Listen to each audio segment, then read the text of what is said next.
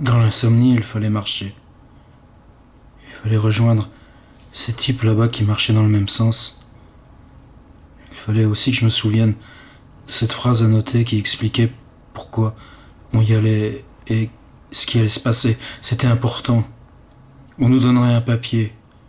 On nous appellerait par notre nom, qui serait appelé par son nom et ne répondrait pas présent, aurait des difficultés ensuite et graves. Donc on marchait. Je les apercevais. C'était peut-être une grande place, avec des avenues convergentes. C'était peut-être le hall d'un grand bâtiment avec de nombreux escaliers et couloirs.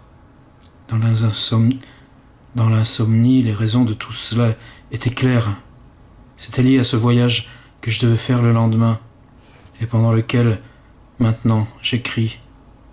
C'était lié à ces silhouettes qui pour l'instant n'avaient pas de visage, mais venaient là pour des raisons semblables aux miennes. C'était comme un cri, comme un appel. Nul pour parler ou crier, mais dedans ça hurlait, dedans ça appelait. C'était pour chacun un nom. Peut-être ce dont on allait nous informer chacun, c'était d'un nom qui le concernait au plus près. Pour cela, il nous fallait converger, attendre, échapper à cette nuit intérieure de l'insomnie, son battement vide, son idiotie récurrente, la lourdeur qui vous tient, sortir de soi, pouvoir accueillir ce qu'on allait vous chuchoter, vous dire, qui serait écrit sur ce papier attendu, dont on pourrait se servir ensuite, faire les dossiers nécessaires, les dernières formalités supplémentaires. Mais je ne me souviens plus de la suite. L'insomnie est traître, elle vous mange, elle vous roule, elle vous oublie dans un morceau de nuit, et quand vous revenez à elle, et le mal du corps et la fatigue des yeux, il y a encore la place, mais plus les silhouettes.